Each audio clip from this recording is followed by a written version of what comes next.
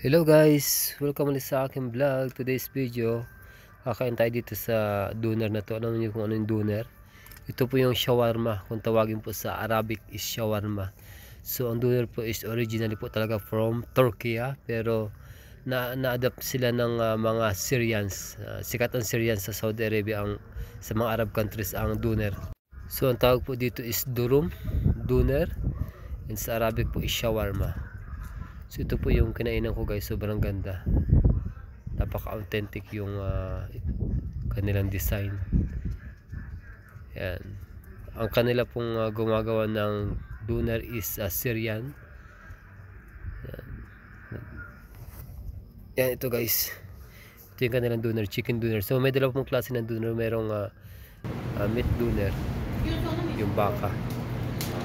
Minsan merong tupa. So ganito yung paggawa niya guys. Hindi ko na masyado na videohan kasi nagmamadali yung gumagawa, kasi meron pa silang order. So ganito po yung kanilang pinakang kitchen, napakaliit lang.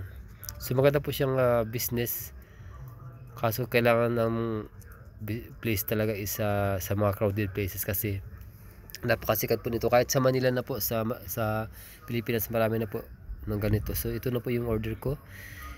Yan. May turcho po ang tawag dyan, turcho. Yan. Pickles, na salty pickles. So ganyan po kahaba yung aking na-order na doner. So yan po, umpisa natin pagkain guys. Kung makikita nyo guys, sobrang haba niya. Yan. So good for 2 person po sa guys.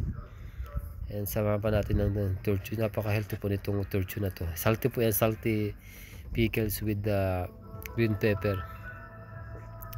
So yun guys, kung gusto nyo i-try guys, pwede kayong humanap kung saan meron dyan. Kung nasa Arab country kayo, marami dyan sa mga kanto-kanto. Kung nasa Pilipinas naman kayo, meron pong mga selected areas lang, especially sa Manila, sa Cubao yan. Meron dyan sa Cubao. Sa part ng norte, marami din po yan guys. So may-ari po yung mga Lebanese at mga Syrian. So yun guys, kita-kits na lang guys. Salamat sa panood ng aking mga videos. So yun ang sinare ko lang sa inyo guys, yung aking lunch today. So ito yung lunch ko lang today. Di ako nagkanin kasi diet tayo guys. So yun guys, bye bye na.